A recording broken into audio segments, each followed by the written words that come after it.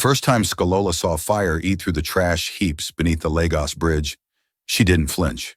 She simply tightened her grip on her mother's arm and whispered, "It's just the wind, Mama. It won't touch us." Her mother didn't answer. She rarely did anymore. Abini's eyes were wide and wild, locked on something only she could see. "The angels," she murmured, her voice trembling. "They're coming for us."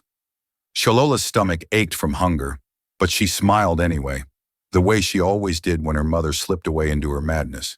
"Not yet, Mama," she said softly. "We still have to eat first." Around them, the city roared with indifference. Cars blaring, hawkers shouting, the oily smoke of fried plantains mixing with the stench of garbage. Beneath that bridge, they were invisible. To the world above, they did not exist. But that night, as the fire flickered on her mother's face, Skolola made herself a promise. One day she would exist. Morning came hot and loud. The sound of car horns and generators pulled her from shallow sleep. Her mother was muttering again, plucking at the hem of her tattered wrapper.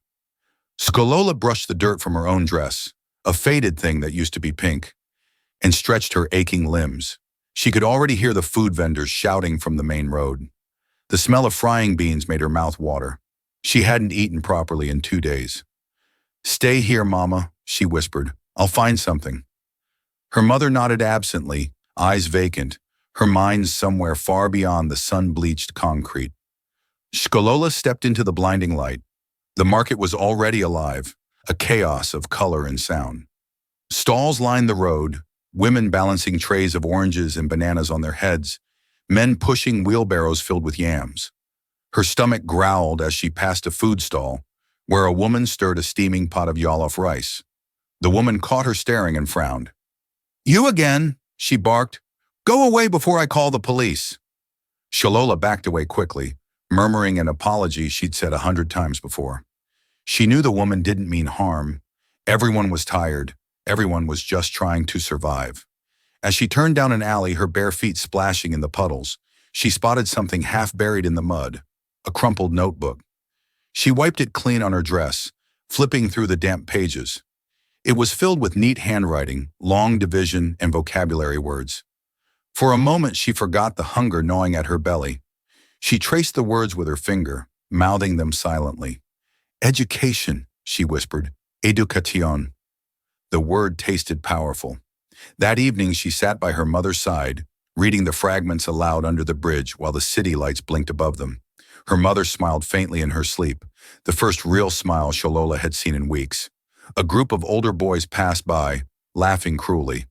"Look at the mad woman's daughter," one of them sneered. "Reading like she owns a school." Another threw a pebble at her. It hit her arm, leaving a small bruise. She didn't look up. "One day," she muttered under her breath, "you'll see." The boys laughed harder. "One day," she says, "maybe when pigs wear uniforms." But Shalola only pressed the notebook to her chest. The next day, hunger drove her deeper into the market. She tried begging from strangers, but most brushed past her without a glance. A few dropped coins into her hand. She was counting them when a soft voice said, "Child, come here." She turned to see a woman sitting behind a steaming food stall, wiping her hands on a towel. She was plump and kind-looking, with tired eyes and a scarf tied neatly around her head. "You're the one always hanging around," the woman said. "You hungry?" Shalola hesitated. "A little." The woman sighed and spooned some rice and beans into a paper wrap. "Eat this before I change my mind." "Thank you, Ma," Shalola said, her voice barely a whisper. "What's your name?" the woman asked. "Skolola." "I'm Auntie Linda," the woman said, watching her devour the food. "Where's your family?" "My mama's back at the bridge," Shalola said between bites. "She's not well." Auntie Linda frowned. "And your father?" "I don't have one." For a long moment, the woman said nothing. Then she sighed again. "You're a smart one, aren't you?" "I like reading," Shalola said shyly, pulling out the battered notebook from her bag. Linda flipped through it, her brows rising. "You wrote this?" "I found it," Shalola admitted, "but I can read most of it. I remember what my teacher said before I stopped going to school." The woman nodded slowly. "Come back tomorrow," she said. "You can help me pack up after market hours. I'll pay you with food." "Deal?" Skolola's eyes widened. "Yes, Ma. Thank you, Ma." "Good," Linda said. Now go. It's getting dark. That night, as Skolola lay beside her mother under the bridge, she stared at the notebook again. Tomorrow she would work. Tomorrow she would eat. And maybe, just maybe, she could save enough to go back to school one day. The thought filled her chest with warmth. Above her, the city hummed and roared, uncaring. But beneath that bridge, a spark had been lit. And though the world didn't know it yet, that spark was going to set everything on fire. Auntie Linda's stall quickly became the safest corner of Skolola's world. Every morning she swept the dusty space beside the big blue cooler, washed the spoons, and arranged bowls with practiced precision. It wasn't glamorous, but to her it felt like belonging. "Move fast, child," Linda would call, balancing trays of steaming rice. "The office crowd is coming soon, and their hunger waits for no one." Shalola moved like a shadow, silent, efficient, and careful. Every plate of food handed over earned her a smile from Linda and a small meal for herself. It was the closest thing to joy she had known in years. But what truly filled her wasn't the food. It was the rhythm of learning again. Linda had a teenage niece, Miriam, who came by each evening to count the day's earnings and study for her exams. Skolola would watch, mesmerized as Miriam scribbled notes. One night, when the shop was quiet, Skolola whispered, "Can you teach me that?" Miriam smiled. "Maths?" "Yes." Miriam hesitated, then slid her notebook over. "Okay, let's start with division." Within weeks, Skolola could calculate change faster than Linda's regular staff. She picked up English phrases from customers, memorized words from old newspapers, and learned to write her name again. One night, Linda found her at the back of the stall, using charcoal to solve sums on cardboard scraps. "What are you doing up so late?" she asked. Skolola froze, terrified she'd done something wrong. I was practicing." Linda looked closer at the calculations. Long division, neatly worked out, no mistakes. She nodded slowly. "You have a good head." Sholola's eyes brightened. "I want to go back to school." The woman sighed. "School costs money." "I can work more," Sholola said quickly. "I'll clean earlier. I'll stay late." Linda chuckled softly, brushing the girl's hair away from her face.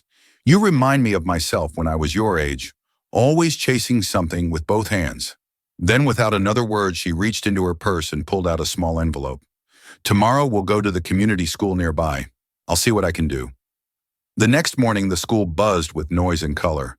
Children in faded uniforms ran across the courtyard, their laughter filling the air. Skolola watched them with wide eyes, her heart hammering. Linda spoke to a woman behind a wooden desk, the headmistress, stern and efficient. "She's bright," Linda said. "Just needs a chance." The headmistress adjusted her glasses, scanning Sholola's torn dress and bare feet. "Does she have a guardian?" "I'll stand in for now," Linda replied firmly. The woman sighed. "We have a scholarship program, but spaces are few. She'll need to pass an entrance test." Sholola's hands trembled as the papers were handed to her. Numbers, words, sentences to complete. For the first time, she sat behind a desk again. Her pencil shook at first, but as her mind sharpened, everything came rushing back. The lessons she had eavesdropped on, the notes she had memorized, the nights spent whispering formulas into the dark. When she finished, her paper was smudged but full. Later that day, the headmistress called them into her office. She looked at the paper, then at the little girl sitting nervously in front of her. "She scored the highest of all applicants this term," Linda gasped. "You mean she's in?" The woman nodded. "Yes, we'll admit her immediately. She'll need a uniform and supplies." Sholola couldn't breathe. "Thank you, ma'am," she whispered. "Thank you." School life was difficult at first. The other children teased her for her accent and the smell of smoke on her clothes.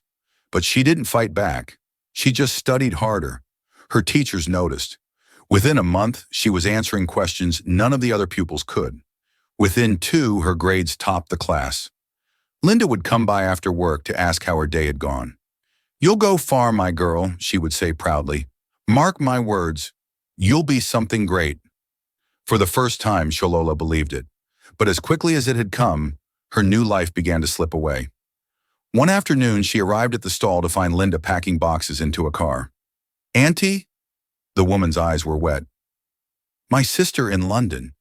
She's sick. I must go care for her." Skolola felt her chest tighten. When will you come back? Linda looked away. I don't know. What about my school? Linda pressed a small envelope into her hands. A few crumpled Nara notes. This should keep you for a while. Talk to the headmistress. Maybe she can help. Tears blurred Sholola's vision. Please don't leave me. Linda knelt, holding her shoulders. Listen to me, child. You are strong. You have something most people don't. A mind that refuses to die. Don't let anyone take that from you. Then she was gone. A week later, Skolola was called into the principal's office. The fees are overdue, the headmistress said curtly. Without payment, we can't keep you. I'll find a way, Skolola whispered. But there was no one left to help her. That evening, she packed her books into a plastic bag and walked back toward the bridge. The sounds of the city returned. Horns, engines, laughter echoing from a world that had forgotten her again. Her mother was waiting where she always was, humming to herself. Skolola sat beside her and pulled out her books under the fading light. She traced a word on the page. Hope. Her eyes burned, but she kept reading. Because even in the dark, she refused to forget what light looked like. By the time the rains returned to Lagos, Skolola had already perfected the art of listening through walls.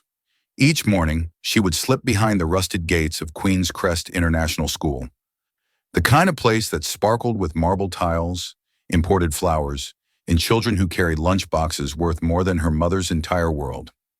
From behind the tall fence, Skolola would crouch under a mango tree, notebook in hand, and strain to hear the teacher's voice drifting through open windows. Her fingers traced invisible equations in the dirt, fractions, division, sentence construction. She whispered them all like prayers, her lips moving soundlessly. Some days the guards chased her away. Other days she went hungry just to stay longer. But it didn't matter. In that patch of shade beneath the mango tree, she felt alive, as if the universe had finally remembered her name. One afternoon, the sky turned orange with dusk. Skolola had just finished copying a line of English grammar when she heard a small voice nearby. What are you doing? She froze. On the other side of the fence stood a girl about her age. Fair skin, neat braids tied with ribbons, her uniform spotless. Her backpack looked brand new, and her curious brown eyes seemed more puzzled than cruel. Skolola scrambled to her feet. Nothing. I was just... You're writing. The girl stepped closer, gripping the bars of the fence. You were saying words. Fractions? Skolola hesitated, unsure whether to run or answer. Yes, I was learning. The girl tilted her head. You don't go to school? Not anymore, Skolola said, her voice low. I used to. Before things changed. The girl's gaze softened. You like studying? I love it, Skolola said without thinking. The girl smiled shyly. Me too. Well, sort of. I mean, I like it when I understand things, but I don't always. My teachers say I'm lazy. Skolola frowned. You don't look lazy. The girl laughed lightly. I wish my math teacher heard that. Then she paused. I'm Jessica. Skolola. Jessica rolled the name on her tongue like it was something rare. That's pretty. They stood there a moment, two strangers divided by iron bars but joined by curiosity. Over the next few days, Jessica kept finding excuses to linger after school. She'd wave from the courtyard, pretending to tie her shoe near the fence. Skolola, drawn by something she couldn't explain, always appeared. They began to talk, first about lessons, then about everything else. Jessica complained about homework and her strict father. Skolola told stories of selling groundnuts by the roadside, of her mother who sang to invisible people. One afternoon, Jessica asked, Can you teach me division like you were saying that day? Skolola blinked. Teach you? Jessica nodded eagerly. I don't get it. Mr. Tade says I should practice more, but he just shouts. You make it sound simple. Skolola hesitated, then used a stick to draw on the dirt. Okay, see this? If you have 8 sweets and 4 friends. Jessica's eyes lit up. Oh, 2 each. Yes, Skolola laughed, delighted. That's division. Jessica clapped her hands. You're good at this. I just like numbers, Skolola said. That evening, Jessica pressed a small pack of biscuits through the fence. For you, for teaching me. Skolola froze, torn between hunger and pride. I can't, please, Jessica whispered. Friends share. It was the first time anyone had ever called her that. Weeks passed, and the lessons became routine. Every afternoon, Jessica snuck away from her chauffeur. The mango tree behind Queen's Crest International School was Skolola's new classroom. Its roots curled like benches, its branches swayed like whispering teachers. From there, hidden behind the fence, she could hear everything. Formulas, poems, history dates, even the roll call of names she could never hope to answer to. Every afternoon, she came after selling groundnuts by the roadside, clutching her plastic bag of unsold nuts and the same notebook Auntie Linda had once given her. It was tattered now, its cover soft from rain, its pages crowded with words learned from overheard lessons. She'd sit there and whisper under her breath as the teacher spoke. Photosynthesis is how plants make food, she murmured, mimicking the voice from inside. Her handwriting grew neater, her letters surer. What she didn't know was that someone was watching her. One day, as she copied equations through the wire fence, a small voice said, "You're saying it wrong." Startled, Shalola turned. On the other side of the fence stood a girl her age, in a crisp uniform and shiny black shoes. Her braids were tied with blue ribbons, and her lunchbox was shaped like a crown. "I'm not saying it wrong," Shalola replied defensively. The girl raised a brow. "You said chlorophyll. It's chlorophyll." Skolola blinked, embarrassed. "Oh," the girl grinned. "Don't worry. I used to say it wrong too." They stared at each other through the wire for a moment. Two girls from different worlds, connected by curiosity. "What's your name?" the girl asked. "Skolola," she said. "What's yours?" "Jessica. Jessica Agu." The name meant nothing to Skolola, but it carried the weight of power across the city. The next day, Jessica came back. This time, she brought 2 meat pies and a bottle of juice. She passed one through the fence. "I don't want to owe you," Skolola said cautiously. Jessica laughed. "You don't owe me. Just sit with me." And so they did. Every afternoon after class, Jessica would sneak behind the school with her lunchbox while Skolola waited on the other side. They talked about everything. Jessica's teachers, Skolola's mother, the things each one envied in the other. "You're so lucky," Jessica said one day. "You don't have to do homework or wear itchy uniforms." Shalola smiled faintly. "You're lucky too. You get to go home to a real bed." Jessica fell quiet. "My dad's always busy. I don't think he even knows my birthday's next week." "I'll remember for him," Shalola said simply. As weeks passed, their meetings became routine. Jessica started asking Skolola for help. "Can you explain this math again?" "I don't get it," she'd say, shoving her workbook through the gap. Skolola would glance through the problems, solve them in her head, and explain with patience far beyond her years. Soon, Jessica's grades began to rise. Her teachers praised her sudden improvement, unaware of the girl behind the fence feeding her the answers. One afternoon, Jessica asked, "How do you know all this stuff if you don't go to school?" "I used to," Shalola said quietly. "Before my mama got sick. I listen now. It's enough." Jessica frowned. "It's not enough. You're smarter than anyone in my class." Skolola looked down at her worn sandals. "Smart doesn't buy school uniforms." Jessica hesitated, then whispered, "Maybe my dad could help." "No," Shalola said quickly, panic flashing in her eyes. "Don't tell anyone about me." "Why not?" "Because people like your father don't see girls like me. They see dirt. They see trouble." Jessica bit her lip. "You're not trouble." Skolola smiled sadly. "You don't know your world yet." Rain fell hard that evening, turning the ground into slippery clay. But still, they met. Jessica had hidden under the canopy with her umbrella, waving wildly as Skolola approached, soaked and shivering. "You'll get sick," Jessica said, passing the umbrella through the fence.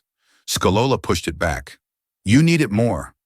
They both laughed when thunder cracked overhead, and for a moment, they forgot the fence existed at all. But the next afternoon, when Skolola arrived, Jessica wasn't there. The classrooms were empty. The field was silent. Hours passed before she saw the sleek black car roll up to the gate, its windows tinted, its tires spotless even in the mud. A tall man in a gray suit stepped out, his presence commanding. "Daddy!" Jessica shouted, running to him. Skolola froze behind the tree. She recognized that name from the city whispers. Chief Agu, one of the wealthiest businessmen in Lagos. "Jessica," he said sternly, "what are you doing here so late?" "I was studying," she stammered. "Studying where?" Jessica glanced toward the mango tree, toward Shalola, but said nothing. "Get in the car," Chief Agu ordered. As they drove away, Shalola remained behind the fence, rain dripping from her chin, her chest aching. She didn't know that the next time she saw him, her life would never be the same. That night, she dreamt of the mansion she'd seen through the gates, its lights glowing like stars. For the first time, she didn't dream of escaping the streets. She dreamt of being seen. The next afternoon, the mango tree stood empty. Skolola waited anyway. She waited as the sun slipped down, as shadows stretched long across the field, as the last bell echoed faintly through the schoolyard. Jessica never came. Her stomach sank, but she told herself maybe Jessica had gotten caught up with homework, or maybe her father had taken her somewhere. But when another day passed and then another, the silence began to sting. Still, she came. Every day after selling her groundnuts, she sat under the tree, tracing equations in the dirt and whispering words Jessica had taught her. It felt lonely now, but she refused to let the friendship vanish into nothing. Then on the fourth afternoon, she heard the crunch of footsteps behind her. "Are you the girl my daughter keeps talking about?" The voice was deep, firm, and unmistakably adult. Skolola turned slowly. Chief Agu stood there, towering above her in an immaculate suit, his gold wristwatch flashing in the sunlight. Behind him, his driver and a school security guard waited in silence. She froze. Her lips parted, but no words came out. "Answer me," he said again, his tone neither kind nor cruel, simply commanding. I'm Skolola," she whispered. He frowned. "And you've been meeting my daughter here?" She nodded once. He looked around at the muddy ground, the fence, the tattered notebook on her lap. "Why?" "I was teaching her," she said softly. "Math and English. She asked me to." Chief Agu's brows furrowed. "Teaching her? You?" Something in his tone burned, and she looked away. "She wanted help. I only wanted to be her friend." "Do you know who she is?" he asked sharply. "Yes," Skolola said quietly. "Jessica." He exhaled slowly, then turned to his driver. "Bring her." Moments later, Jessica appeared, led reluctantly by the guard, her face flushed with fear and guilt. "Daddy, please," she began, but he raised a hand. "I warned you about talking to strangers," he said sternly. "And this is who you've been meeting? A child from the streets?" Jessica's eyes welled with tears. "She's not just anyone. She's my friend. She's smart, smarter than anyone in my class." Chief Agu looked at her, then at Sholola again. "Go home, Jessica. We'll discuss this later." "I won't leave her." "Jessica." His voice softened just slightly. "Go." She hesitated, then turned to Sholola. "I'll come back," she whispered. But they both knew she wouldn't, not on her own. When they were alone, Chief Agu folded his arms. "Where do you live?" "Under the bridge near Obalenda," she said, her voice trembling. "With your parents?" "My mother," she said. "She's sick." He studied her closely, his sharp gaze softening for just a heartbeat. "You're what, 12? 13? 12, she said. "You shouldn't be here. You should be in school." "I know." "Then why aren't you?" She hesitated. "We can't afford it." His expression darkened, though not in anger. It was something else. Conflict, maybe. "What's your mother's name?" "Ibini Adeola." For a long moment he said nothing. Then to her surprise, he crouched down so his eyes were level with hers. "You've been teaching my daughter?" "Yes, sir." "And she's been learning from you?" "Yes, sir. She's very good. She just needs someone to explain things slowly." He nodded faintly, as if processing a truth he didn't want to admit. "And what do you want, Shalola?" The question stunned her. No one had ever asked before. She swallowed. "I want to go to school, to learn again, To make my mama proud. Something flickered in his eyes then. Perhaps recognition, perhaps regret. Finally he stood. Go home for today, he said quietly. Take care of your mother. Skolola blinked. That's all? For now. He turned and walked away, his polished shoes splashing lightly in the mud. That night, as she sat by her mother's side under the bridge, she replayed the conversation in her mind. Her mother was humming softly to herself, staring at the stars through the cracks in the concrete. Mama, Shalola whispered, I met a rich man today. Her mother smiled faintly. Rich people don't see girls like us. Maybe this one did. Her mother's humming stopped. She turned, her eyes dim but searching. Be careful, my child. The rich play with hearts the way the wind plays with fire. I know, Shalola said softly, but I think he meant it. I think he might help. Her mother sighed, closing her eyes again. Then pray he remembers. The next morning, as the sun rose over the crowded streets, Shalola was startled by a black SUV pulling up beside the bridge. The window rolled down. Chief Agu's voice came through, calm and deliberate. Get in, Skolola. Her heart pounded. Sir? I said, get in. I want to meet your mother. She looked toward the blanket-covered figure beside her. She's not well. That's why I'm here. When she hesitated, he added, You have my word. No harm will come to you. Something in his tone carried weight. Authority, yes, but also sincerity. So she obeyed. As the car pulled away, Shalola looked back one last time at the bridge where she had spent her entire life. The smoke, the noise, the hopeless rhythm. It all faded behind her. Ahead, the city gleamed like something out of a dream. She didn't know it yet, but she was leaving the past forever. The drive to the hospital was silent, except for the steady hum of the engine and the occasional honk outside. Skolola sat rigid in the back seat beside her mother, who stared out the window, muttering softly, her fingers plucking at her worn wrapper. Chief Agu sat across from them, phone in hand, expression unreadable. When they arrived, a nurse in a crisp uniform rushed to help Abini out. The hospital was clean, bright, and cold. The kind of place Shalola had only seen from a distance.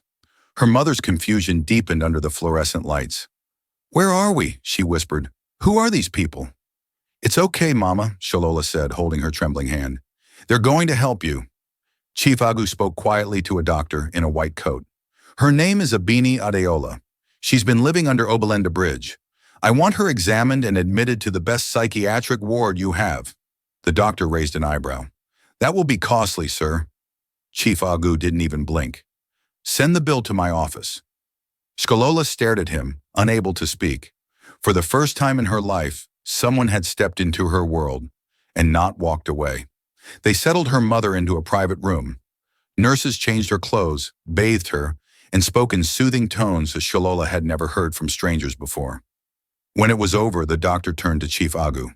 She's malnourished, dehydrated, and showing signs of untreated schizophrenia. We'll stabilize her, but recovery will take time.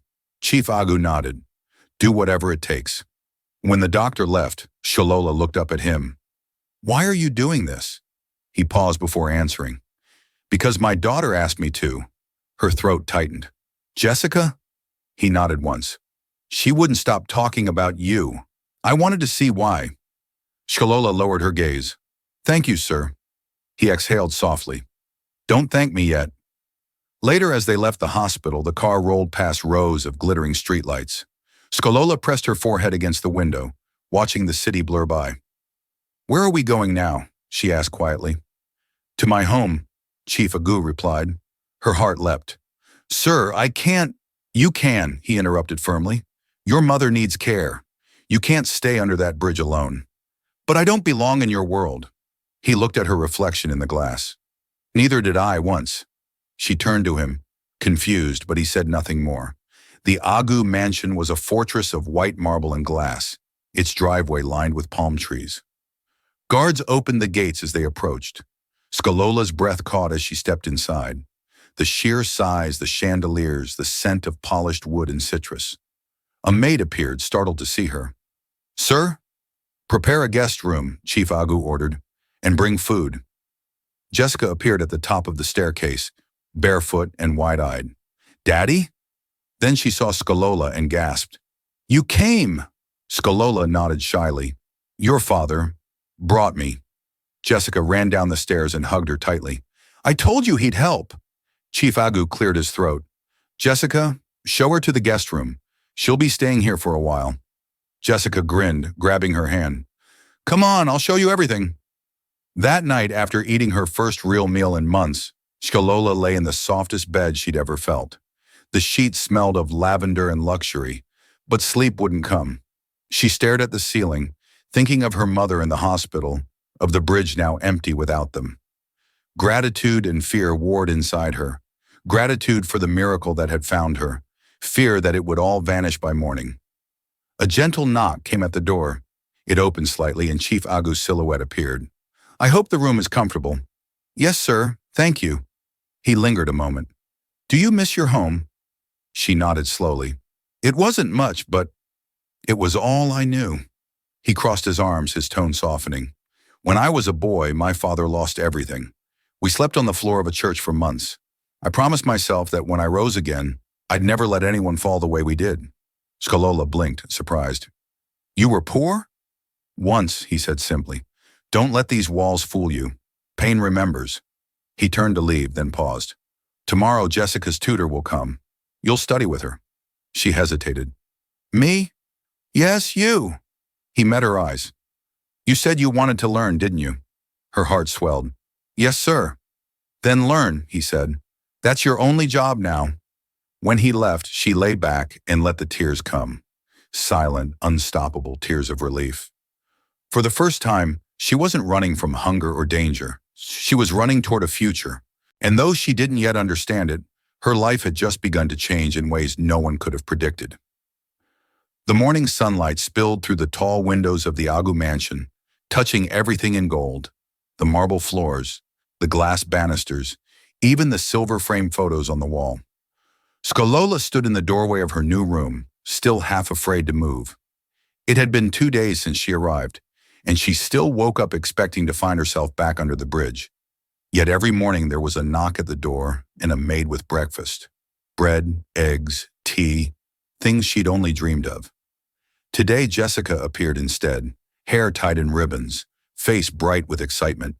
Come on, you'll be late for lessons, Skolola blinked. Lessons? Jessica grinned. Daddy said we'd study together with Miss Kemi. She's my tutor. You'll love her. But, Skolola hesitated. I don't have a uniform or books. Jessica waved a hand. You'll borrow mine. We're the same height. Before she could protest, Jessica grabbed her hand and pulled her down the gleaming staircase. In the study, Miss Kemi was already waiting. She was a tall, elegant woman with glasses perched on her nose and a pile of books beside her. Her eyebrows lifted slightly when she saw Skolola. You must be the young lady I've heard about, she said warmly. Please sit. Skolola perched on the edge of her chair, hands folded. Jessica beamed. Miss Kemi, this is Skolola. She's really smart. Is that so? The tutor said, smiling faintly. Let's see then. She opened a workbook and pointed to a problem on the page. Find the missing variable. Skolola stared at the numbers, heart thudding.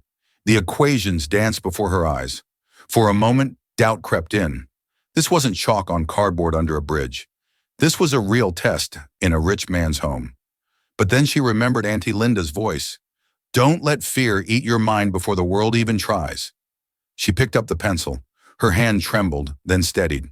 She solved the equation in less than a minute. Miss Kemi raised an eyebrow. That's correct, Jessica giggled. Told you she's smart.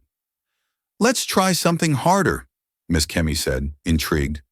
An hour later, Skolola had finished every problem correctly. Miss Kemi leaned back, astonished. You've never had formal schooling recently, have you? No, Ma, Skolola said quietly.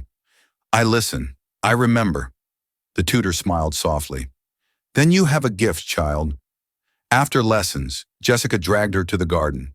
It was vast, lush grass, blooming hibiscus, a pond with koi fish that shimmered like living jewels. This place feels like a dream, Skolola whispered. Jessica nodded. It gets boring sometimes, but it's better with you here. They sat beneath a tree sharing mango slices. For the first time, Skolola laughed freely. No worry, no hunger, no fear. You know, Jessica said suddenly. I asked Daddy if you could stay forever. Skolola blinked. What did he say? He didn't answer, but he didn't say no. Skolola smiled faintly. People like me don't stay in places like this. Jessica frowned.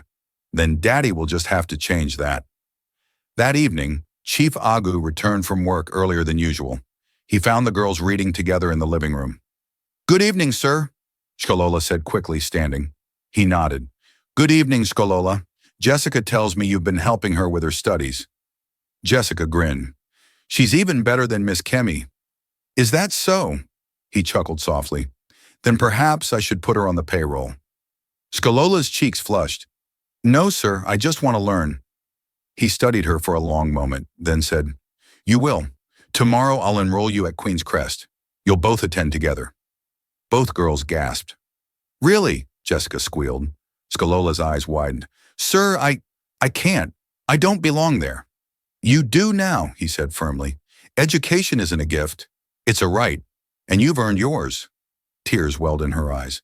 Thank you, sir. I won't waste it. He gave a small nod, but behind the calm in his eyes was something deeper. Pride, perhaps, or the quiet redemption of a man who had once forgotten what kindness felt like. Later that night, Skolola sneaked out to the balcony overlooking the garden. The city lights sparkled in the distance. She thought of her mother in the hospital, of Auntie Linda in London, of the long nights under the bridge. Her heart felt too full for words. Jessica appeared beside her, wrapped in a blanket. Can't sleep?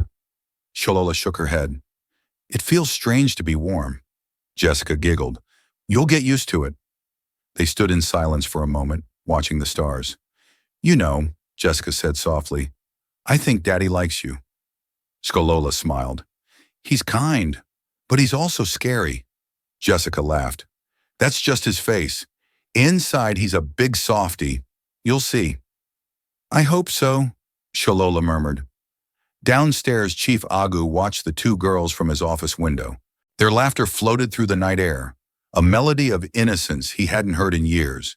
He closed his eyes thinking of his late wife, the promise he'd made to raise Jessica to be compassionate, to never let wealth make her blind. Now, in the strangest twist of fate, a street girl was teaching his daughter the very lesson he'd forgotten to live. He smiled faintly. Maybe God knows what he's doing after all. Up on the balcony, Skolola whispered a silent prayer of her own. For the first time in her life, she wasn't praying for food or shelter or safety. She was praying to become worthy of the life she'd been given. The first morning at Queen's Crest was nothing like Skolola had imagined. The iron gates loomed taller than she remembered, and the courtyard shimmered with marble tiles and uniformed students who moved with effortless confidence. She clutched her new school bag, still stiff and smelling of leather, and stood beside Jessica, whose presence was both a comfort and a shield. Don't worry, Jessica whispered, noticing her hesitation. You belong here. I promised. Skolola tried to smile, but her stomach twisted with nerves. The whispers had already started. Who's the new girl? She came with Jessica Agu. They say she used to live on the street. Each murmur pierced her like a pin. Still, she kept her chin up, remembering Chief Agu's voice from the night before. Walk into that school like you have a right to learn. Classes were harder than anything she'd done before. The teacher spoke fast, using terms she had only read in torn textbooks. But she listened, really listened, the way she had behind the fence, memorizing every word, every formula, every explanation. At lunch, she and Jessica sat together under the same mango tree that had once divided them. The breeze carried laughter and the scent of fried plantains from the cafeteria. Do you think they'll ever stop staring? Skolola asked, pushing rice around her plate. Jessica shrugged. They'll get used to you. They always do. Skolola smiled faintly. I'm not sure I'll ever get used to them. You don't have to, Jessica said confidently. You'll just outshine them. But not everyone wanted her there. By the second week, the bullying began. Not from teachers, but from students like Tonya, the daughter of another powerful businessman. Tonya was tall, confident, and cruel in the way only the privileged could afford to be. One morning, she blocked Skolola's locker with a smirk. So this is the famous street girl. Daddy says charity cases don't belong in schools like this. Skolola's hands clenched. Then your daddy should talk to mine. Tonya blinked. Excuse me? Before Skolola could respond, Jessica appeared, stepping between them. She's my father's guest. You have a problem with that? Tonya's face flushed. Whatever. I just hope she knows where she came from. As Tonya stormed off, Shalola whispered, You didn't have to do that. Yes, I did, Jessica said, glaring after her. No one talks to my friend like that. Still that night, Shalola couldn't stop hearing Tonya's words. Knows where she came from, because she did. She always would. Weeks passed. Slowly, Skolola began to find a rhythm. Her notebooks filled with color-coded notes. Her teachers praised her diligence. By midterm, she had climbed to the top of the class rankings. Jessica proudly showed the results to her father over dinner. Look, Daddy, Skolola got first place, even above me. Chief Agu smiled across the table. I expected nothing less. Skolola ducked her head, embarrassed but glowing inside. The servants brought dessert, fresh fruit and ice cream, and for the first time, Shalola didn't feel like an intruder at the table. She was part of something, a family maybe, but the peace wouldn't last. One evening, as she studied late in the library, Tonya and her friends slipped in. Well, look who's pretending to be a genius, Tonya said, grabbing Shalola's notebook. Give it back, Skolola said quietly. Tonya flipped through the pages. You think you're better than us just because Jessica's father took pity on you? I don't think I'm better than anyone, Skolola said. I just want to learn. Pathetic. Tonya tossed the notebook into a trash bin. You'll never really belong here. Skolola's jaw tightened, but she said nothing. She picked up the notebook, brushed it off, and went back to her seat. Tonya sneered. What? No tears? No screaming? Skolola met her gaze calmly. I've seen worse than this. Something in her tone silenced the room. Tonya left without another word. Later that night, Jessica found her sitting under the mango tree again. You okay? She asked softly. Skolola nodded. I will be. Jessica frowned. I hate them for making you feel small. They can't, Skolola said, glancing up at the branches above. Not anymore. Jessica smiled. You sound like Daddy. Maybe he's rubbing off on me. They laughed and the tension melted away. At the hospital, things were changing too. Skolola visited her mother every weekend. Abini was still fragile, but there were days, glorious days, when she recognized her daughter. Skolola, she whispered once, her voice trembling. Is it really you? Yes, Mama. Abini smiled faintly, tears glistening in her eyes. You did it. You're not hungry anymore. Skolola pressed her mother's hand to her cheek. No, Mama, and you won't be either. The doctor watching from the doorway caught Chief Agu's eye. She's improving faster than expected. Chief Agu nodded. She just needed a reason to come back. By the end of the term, Queen's Crest held its annual academic exhibition. Parents and guests filled the auditorium as students presented their projects. When it was Skolola's turn, she walked to the stage, her voice steady as she explained her model for a water purification system made from recycled materials. The judges were captivated. When they announced her as the winner, applause thundered through the hall. Jessica screamed the loudest and Chief Agu stood, clapping slowly but proudly. For a moment, all the whispers, all the pain, all the years of being invisible melted away. She wasn't the girl from under the bridge anymore. She was Skolola Adeola, the girl who refused to stop learning. The months that followed unfolded like a dream Skolola didn't want to wake from. Her mother was improving steadily at the hospital, speaking more clearly, smiling more often. At school, her grades stayed at the top. She and Jessica had become inseparable, partners in class, in laughter, and sometimes even in trouble. But not everyone was happy with how quickly she had risen. Rumors whispered through Queen's Crest like wind through tall grass. Some said she was only doing well because Chief Agu paid teachers. Others said she was just lucky. Tanya's voice, as always, carried the sharpest sting. She's just pretending to be perfect, she sneered one morning in the hallway. Street girls don't become queens overnight. Jessica stepped forward, eyes blazing. Say that again, and I'll... Jess, Shalola interrupted softly. Don't. It's not worth it. Jessica clenched her fists, but obeyed. Still, the fire in her eyes didn't fade. Skolola's calm was genuine, but inside something had started to shift. She was learning that success came with its own kind of loneliness, and that kindness, once seen as strength, could easily be mistaken for weakness. One Friday afternoon, just as classes ended, Chief Agu arrived at the school. It was unusual. He rarely came unannounced. The teachers rushed to greet him. Students whispered in awe. Jessica ran to him. "Daddy, what are you doing here?" "I came to pick you both up," he said, smiling faintly. "I have news." Sholola blinked. "News, sir?"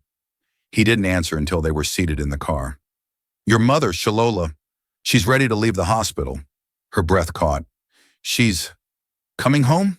He nodded. "Tomorrow morning. The doctors say she's stable enough to live on her own again."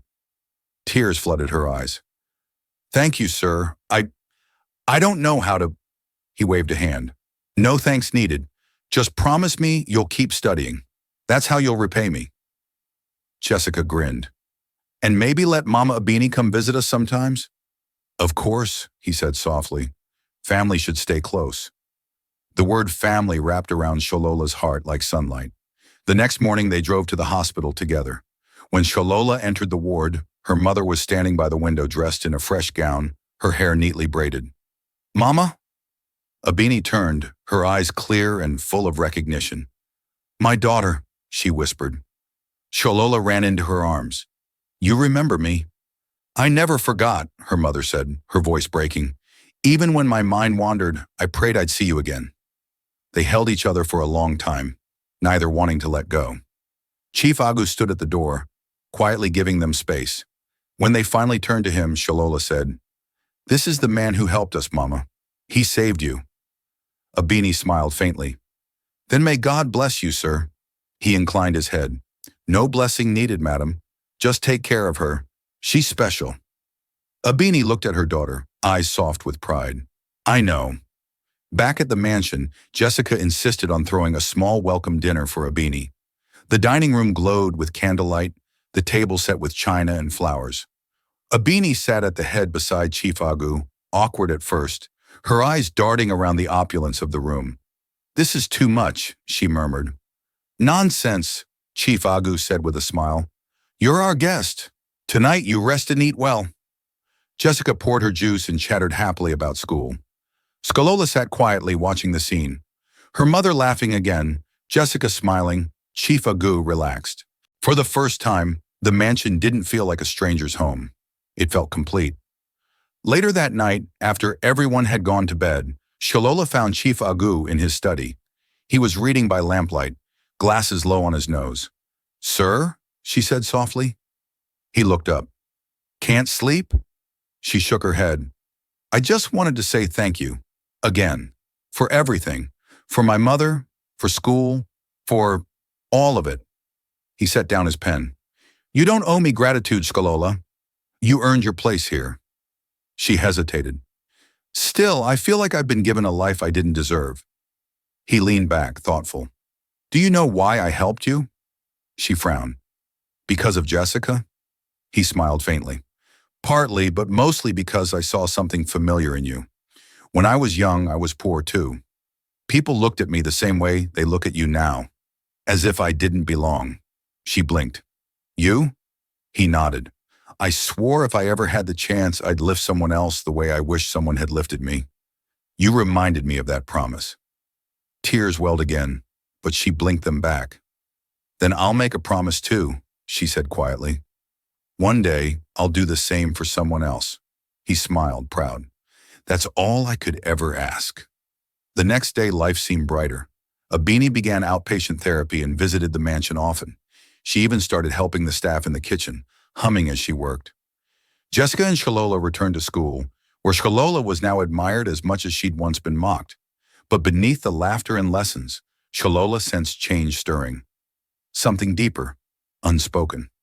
That evening, she overheard two of the household staff whispering near the corridor. "They say Chief Agu's been looking into adoption papers," one said. "Adoption?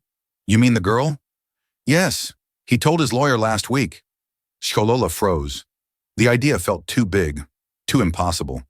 Her heart pounded as she stepped into the light. "Did you say adoption?" The maids gasped.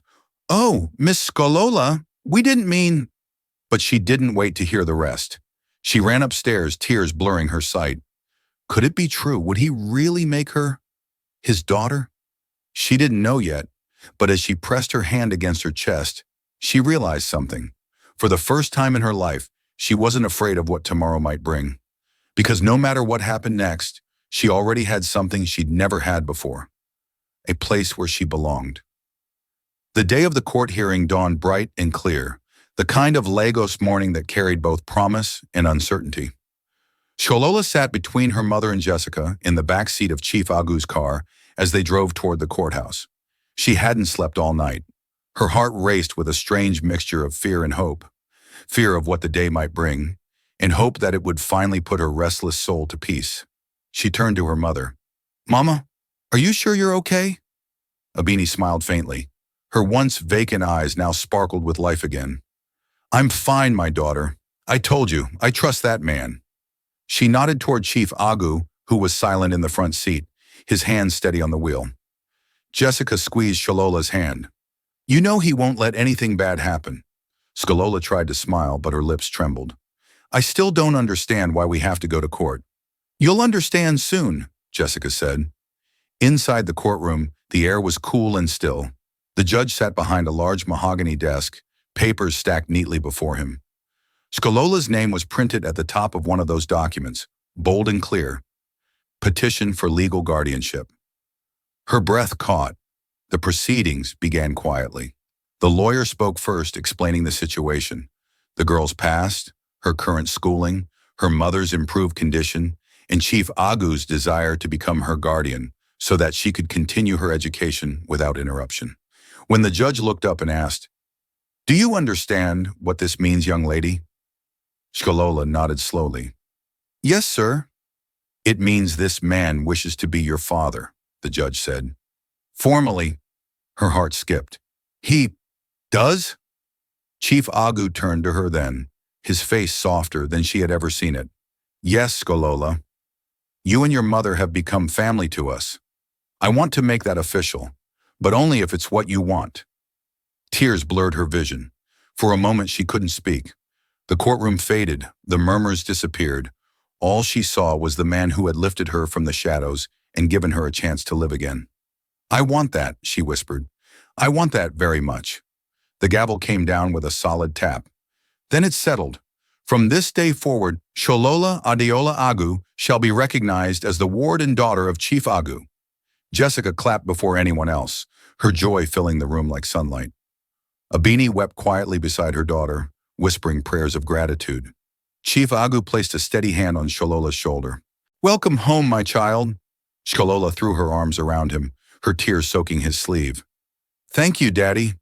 He froze for a heartbeat, then smiled, his voice rough with emotion. "I like the sound of that." That evening, back at the mansion, the house was alive with laughter and music. The staff had surprised them with a small celebration, the dining room glowing with candles and the smell of jollof rice and grilled fish.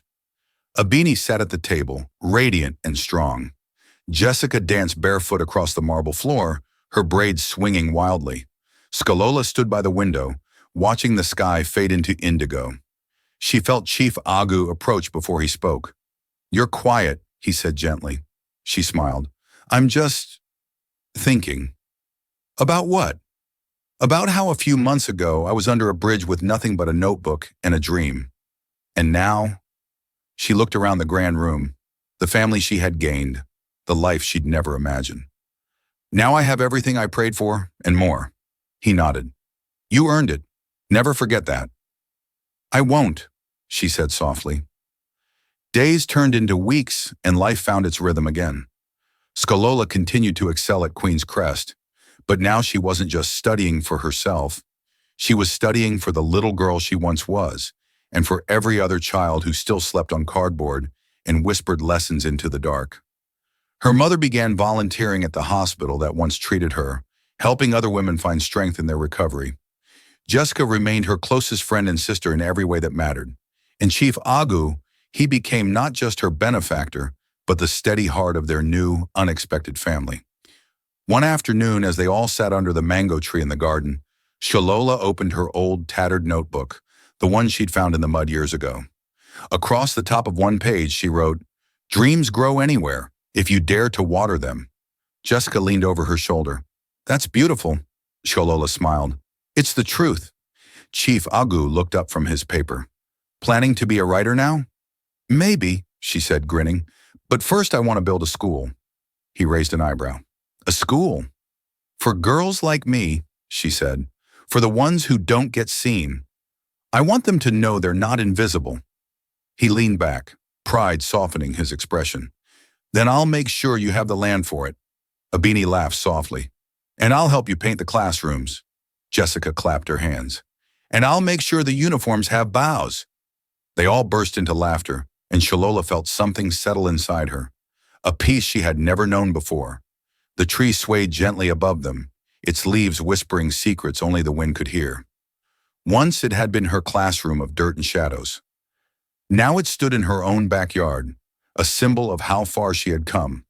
And as the sun dipped low, she closed her notebook and whispered, "Thank you."